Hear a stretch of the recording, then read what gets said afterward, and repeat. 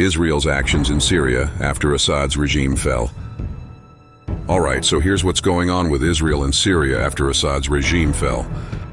Israel's been hitting Syria with tons of airstrikes. We're talking hundreds here, targeting places like chemical weapon sites and spots where they might be making rockets.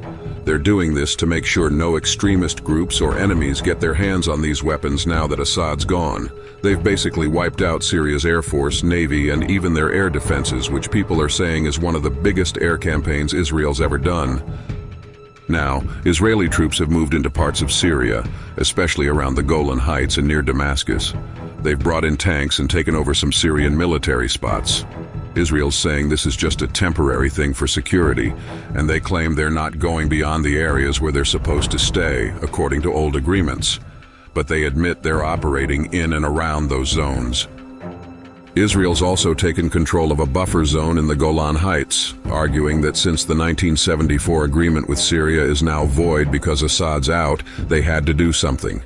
But this move's been slammed by other countries, and the international community is breaking international law and messing with Syrian sovereignty. A bunch of Middle Eastern countries and global organizations are not happy about Israel's actions. The UN guy for Syria's even come out saying Israel should stop to avoid making things worse, and because they're breaking that old agreement from '74.